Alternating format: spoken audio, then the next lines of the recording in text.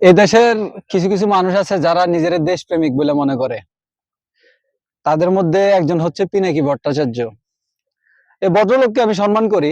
উনি যথেষ্ট একজন বুদ্ধিজীবী মানুষ। কিন্তু ওনার কাছে আমার কটা প্রশ্ন আছে। যদি উনি আমার এই প্রশ্নগুলোর উত্তর দেয় তাহলে ভাববো যে উনি আসলে দেশপ্রেমিক।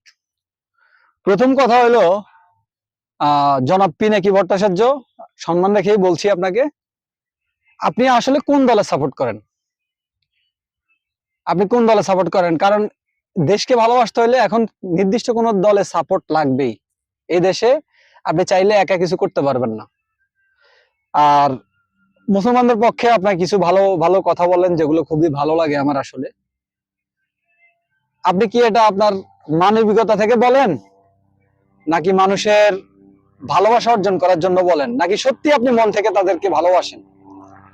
এলো 2 নম্বর প্রশ্ন।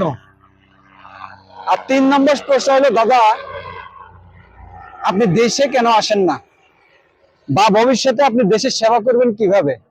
এভাবে বিদেশে বসে থেকে, নাকি আপনি নির্দিষ্ট কোন দলের হয়ে এমপি মন্ত্রী হয়ে তারপর দেশের সেবা করবেন? কারণ আমরা জানি যে দেশের সেবা করতে হলে আমাদের পাওয়ারের প্রয়োজন হয়। কারণ এমনি চাইলেও তো আমরা হাজার হাজার কোটি টাকার মালিক না যে আমরা দেশের সেবা করব। সুতরাং দেশের সেবা করতে হলে নির্দিষ্ট কোনো পোস্ট পদবি তো লাগবেই। সেটা আপনি কোন দলের হয়ে করতে চান, কিভাবে করতে চান, আর দেশে কবে আসতে চান?